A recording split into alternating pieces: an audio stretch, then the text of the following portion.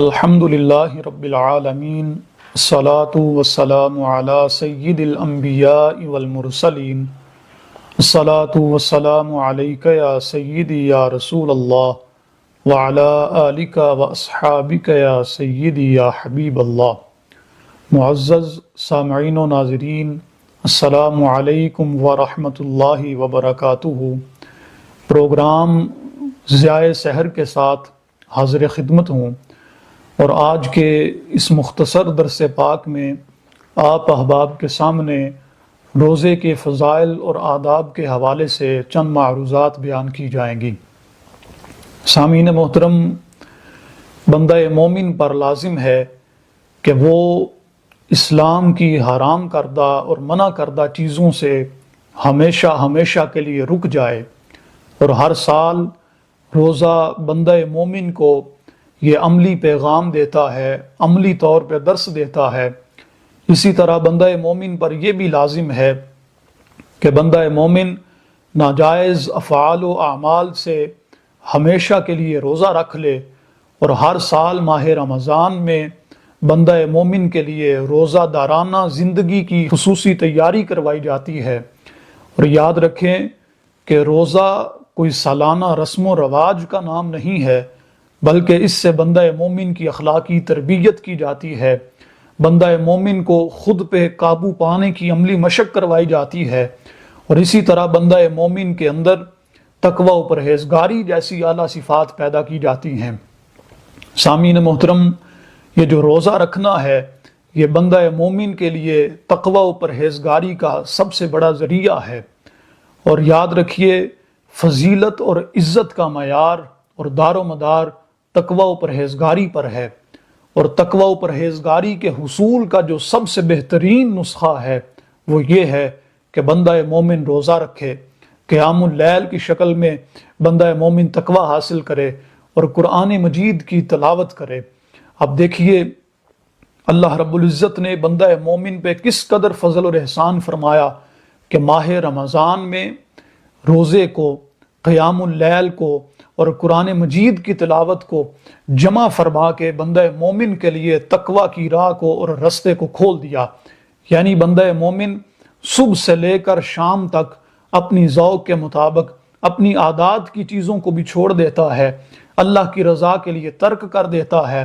اسی طرح تراویح کی شکل میں رات کو قیام کرتا ہے، اور تقریباً ایک مہینے میں ایک مرتبہ کم از کم قرآن مجید کو سنتا ہے اور اس کو سمجھنے کی کوشش کرتا ہے۔ اور یوں سمجھیے کہ ماہ رمضان ہم سب کے لیے تقوی و پرہیزگاری کی ایک بہت بڑی ورکشاپ ہے۔ اب ہمارے لیے بھی ضروری ہے کہ ہم اس مہینے میں زیادہ سے زیادہ آداب کو بجا لاتے ہوئے رمضان کے روزوں کو مکمل کرنے کی کوشش کریں۔ سامعین محترم، متعدد مقامات ایسے ہیں کہ جن میں حضور نبی رحمت صلی اللہ علیہ وسلم نے روزے کی فضیلت کو بیان فرمایا ہے۔ اس حوالے سے چند احادیث مبارکہ آپ احباب کے سامنے پیش خدمت ہیں۔ حضور صلی اللہ علیہ وسلم نے فرمایا، من صام رمضان ایمانا و احتسابا غفر له ما تقدم من ذنبہ۔ فرمایا جس بندے نے رمضان کے روزے رکھے حالت ایمان میں، ثواب کو کمانے کے لیے، اللہ کی رضا و خوشنودی کو حاصل کرنے کے لیے، فرمایا یہ روزہ رکھنا بندے کے سابقہ اور گزشتہ صغیرہ گناہوں کو معافی کا سبب بن جائے گا۔ اب دیکھیے کس قدر خوشخبری عطا کی جا رہی ہے کہ رمضان کا روزہ رکھنا بندے کے گناہوں کی معافی کا ذریعہ بنے گا۔ اسی طرح ایک مقام پہ حضور نبی رحمت صلی اللہ علیہ وسلم نے ارشاد فرمایا میری امت ماہ رمضان میں ایسی 5 خصوصیات عطا کی گئی ہیں جو اس سے پہلے کسی بھی امت کو نہیں عطا کی گئی۔ وہ 5 خصوصیات میں سے چند ایک حضور نے یہ ارشاد فرمایا ایک خصوصیت تو یہ ہے، خلوف فم الصائم اطیب عند اللہ من ریح المسک۔ فرمایا جو روزہ دار کے منہ سے بو نکلتی ہے وہ اللہ کی بارگاہ میں مشک اور کستوری سے بھی زیادہ پسندیدہ ہے۔ اور دوسرے نمبر پہ ارشاد فرمایا وَتَسْتَغْفِرُ لَهُمُ الْمَلَائِكَةُ حَتَّى يُفْطِرُوا۔ فرمایا جب تک بندہ روزے سے رہتا ہے اور افطار کے وقت تک بندہ مومن کے لیے، روزہ دار کے لیے فرشتے مغفرت کی اور بخشش کی دعا کرتے رہتے ہیں۔ اور تیسرے نمبر پہ فرمایا یزین اللہ کل یوم جنتن، فرمایا اللہ رب العزت ہر روز جنت کو تیاری کا حکم عطا فرماتا ہے، یعنی اللہ رب العزت کے حکم سے جنت کو آراستہ کیا جاتا ہے۔ تو سامعین محترم، یہ ماہ رمضان کی برکت ہے کہ جس میں بندہ مومن کو اتنی فضیلت عطا کی جا رہی ہے کہ فرشتے بھی اس کے لیے دعا کرتے ہیں، بندہ مومن کے لیے جنت کو تیار کیا جاتا ہے۔ اسی طرح ایک اور مقام پہ حضور نبی رحمت صلی اللہ علیہ وسلم نے روزہ دار کے لیے کیسی خوشخبری عطا فرمائی۔ حضور نے فرمایا کہ جو بندہ اللہ کی راہ میں روزہ رکھتا ہے، فرمایا بعد اللہ وجہہ عن النار 70 خریفا، فرمایا اللہ رب العزت اس بندے کے چہرے کو 70 سال کی مسافت سے جہنم کی آگ سے دور فرما دیتا ہے۔ یعنی معلوم یہ ہوا کہ روزہ رکھنے سے بندہ جہنم سے رہائی پا جاتا ہے، جہنم کی آگ سے 70 سال کی دوری پہ چلا جاتا ہے۔ اسی طرح ایک اور حدیث قدسی ہے، اللہ رب العزت نے فرمایا کہ جو بندہ روزہ رکھتا ہے، فرمایا یترک طعامہ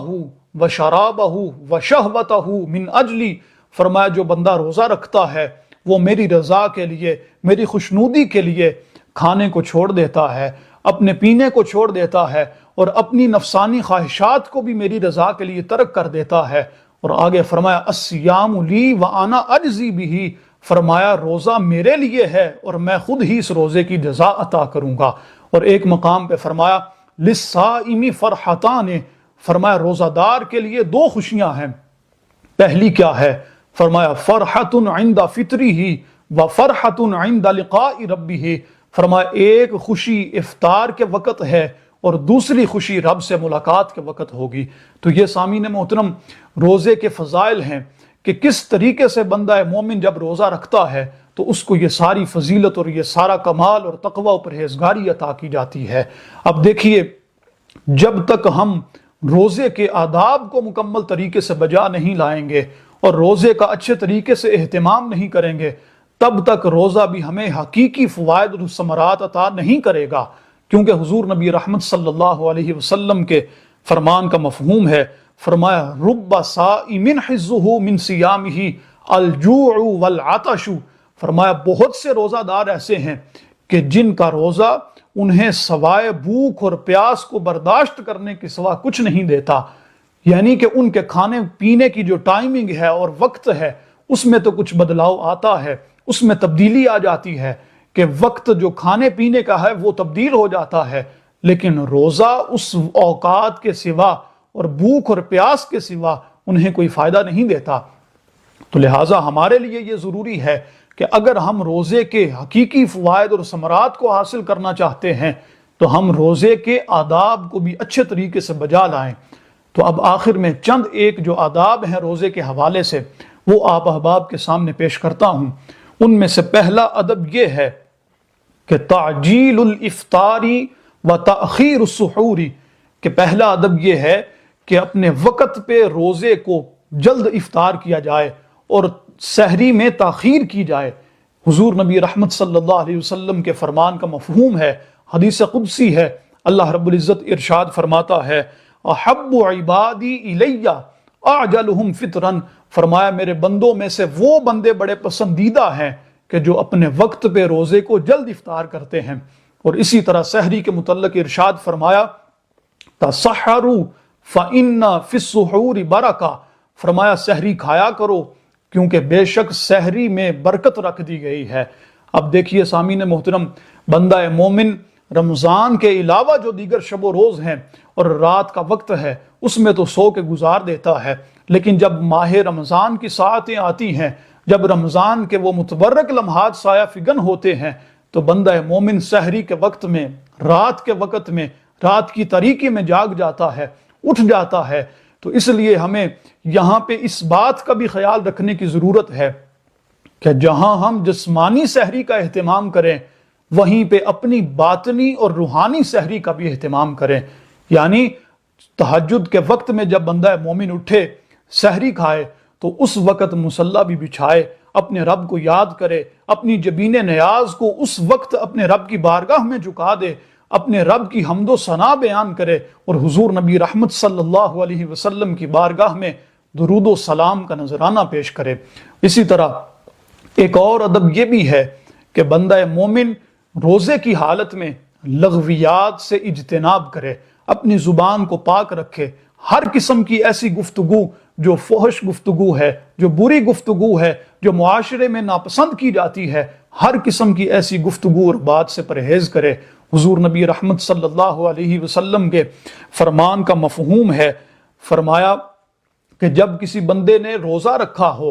اور روزے کی حالت میں فلا یرفث ولا یسخب، فرمایا نہ تو وہ کوئی فحش اور بری گفتگو کرے اور نہ ہی شور و غل مچائے، اور آگے فرمایا فَإِن صَابَهُ أَحَدٌ أَوْ قَاتَلَهُ، فرمایا اگر روزہ دار سے کوئی بندہ برا بھلا کہنے کی کوشش کرے، اس سے بری گفتگو کرے یا اس سے جھگڑا کرنے کی کوشش کرے، فرمایا فَلْيَقُلْ إِنِّي صَائِمٌ، فرمایا روزہ دار صرف اتنی بات کہے کہ میں نے روزہ رکھا ہوا ہے، یعنی اس کا جواب کسی بری گفتگو سے نہ دے، اس کو گالم گلوچ نہ کرے، اپنی زبان کو گندا نہ کرے، بلکہ صرف یہ بات کہہ کے گزر جائے کہ میں نے روزہ رکھا ہوا ہے۔ اسی طرح ایک اور مقام پہ حضور نبی رحمت صلی اللہ علیہ وسلم نے ارشاد فرمایا من حسن اسلام المرء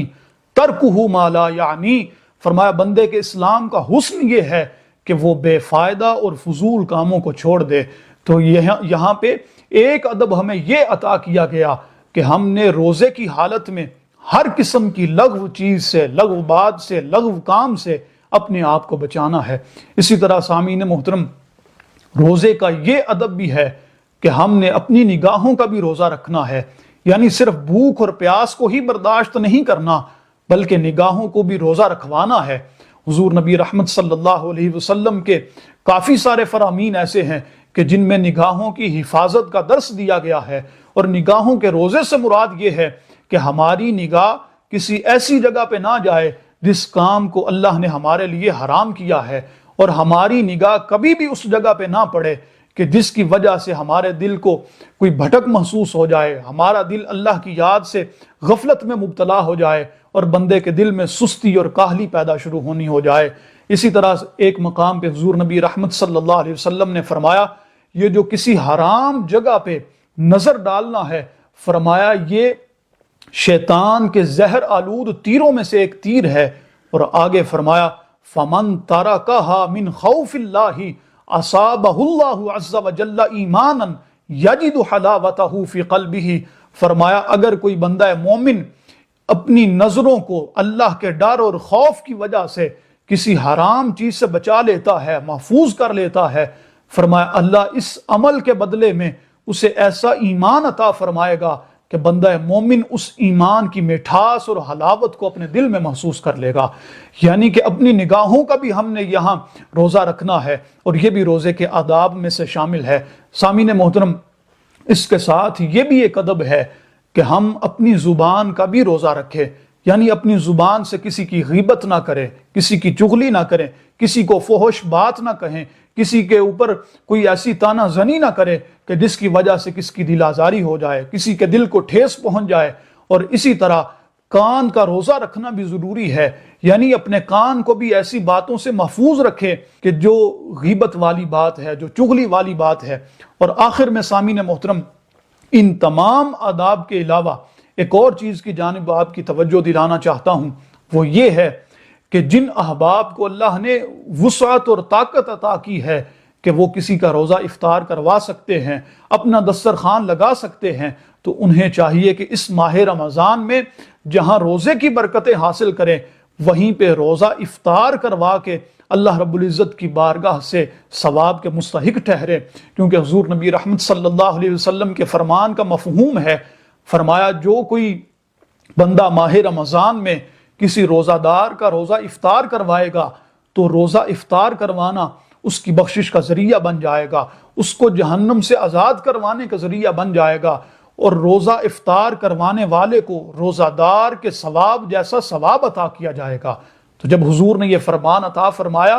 تو صحابہ نے عرض کیا یا رسول اللہ صلی اللہ علیہ وسلم کہ جو شخص عالی شان کھانوں کا اہتمام نہیں کر سکتا اور اچھے طریقے سے افطاری کا اہتمام نہیں کر سکتا تو وہ کس طرح سے اس ثواب کو پا سکتا ہے؟ تو حضور نبی رحمت صلی اللہ علیہ وسلم نے ارشاد فرمایا یعطی اللہ ھذا الثواب من فطر صائما علی مدقۃ لبن او تمرۃ او شربۃ من ماء،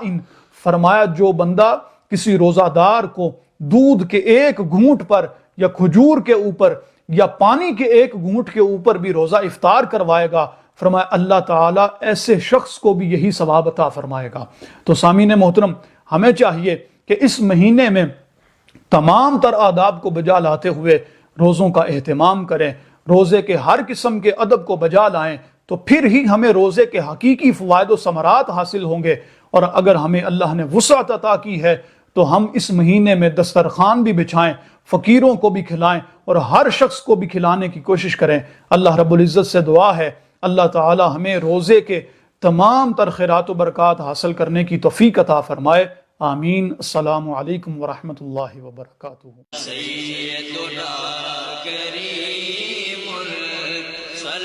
دارالعلوم محمدیہ غوثیہ پہرا شریف دینی اور عصری تعلیم کا بے مثال ادارہ ہے، جہاں عصر حاضر کے تقاضوں کے مطابق قرآن و سنت کی تعلیم دی جاتی ہے، اور ہر سال ہزاروں طلباء و طالبات زیور تعلیم سے آراستہ ہو رہے ہیں۔ رمضان المبارک کے بابرکت لمحات میں زکوٰۃ و صدقات اور مالی تعاون اس عظیم ادارے تک پہنچا کر اس مشن میں اپنا حصہ ڈالیں۔ درجہ ذیل اکاؤنٹس پر اپنا تعاون ارسال فرمائیں۔ تنم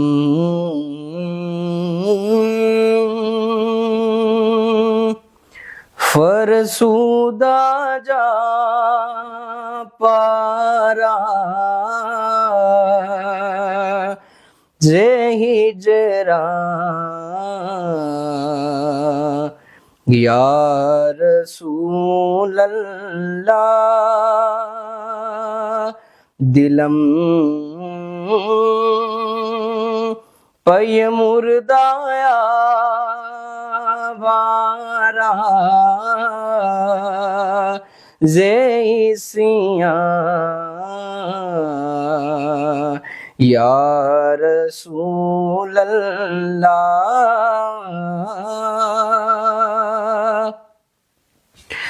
ہے میری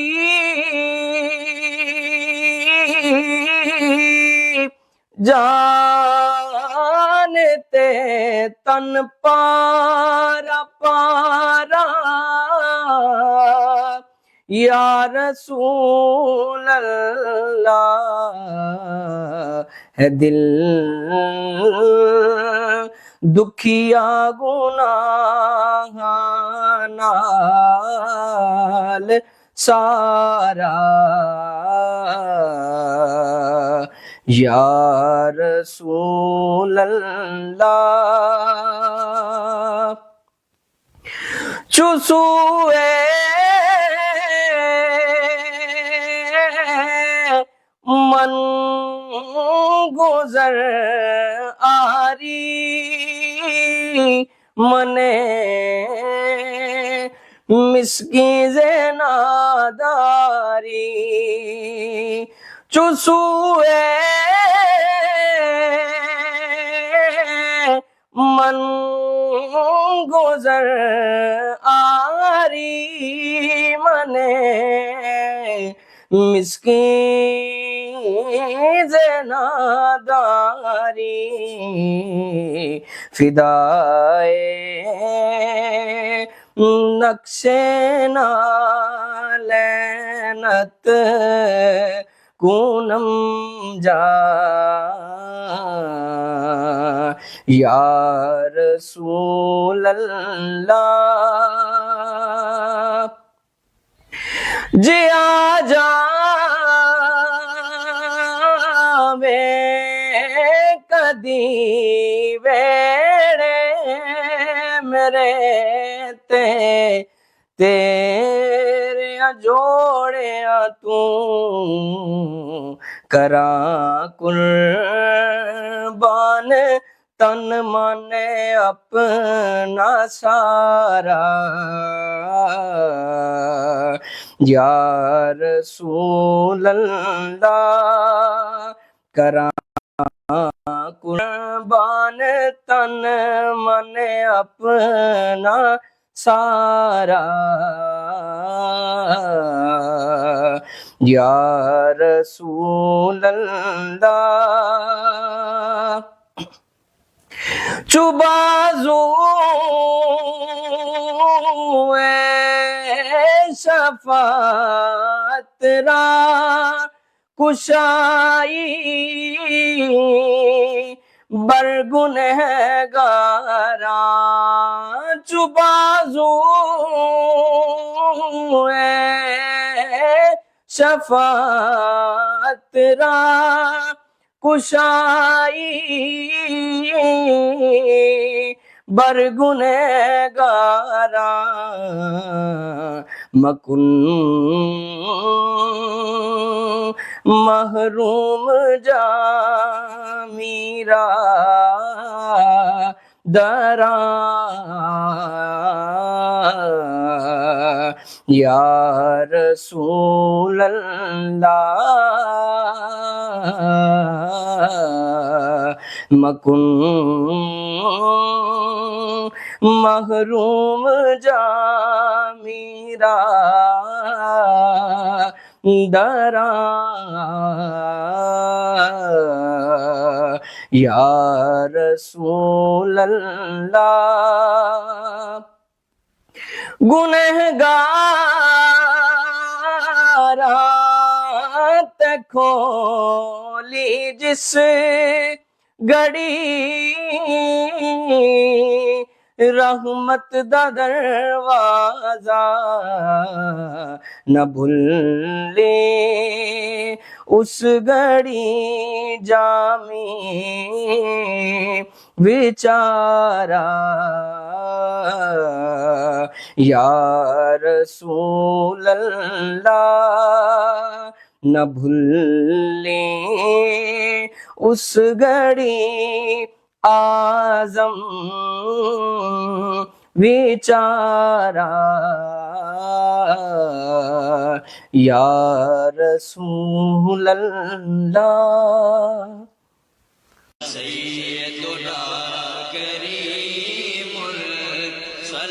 دارالعلوم محمدیہ غوثیہ بھیرا شریف دینی اور عصری تعلیم کا بے مثال ادارہ ہے، جہاں عصر حاضر کے تقاضوں کے مطابق قرآن و سنت کی تعلیم دی جاتی ہے، اور ہر سال ہزاروں طلباء و طالبات زیور تعلیم سے آراستہ ہو رہے ہیں۔ رمضان المبارک کے بابرکت لمحات میں زکوٰۃ و صدقات اور مالی تعاون اس عظیم ادارے تک پہنچا کر اس مشن میں اپنا حصہ ڈالیں۔ درجہ ذیل اکاؤنٹس پر اپنا تعاون ارسال فرمائیں۔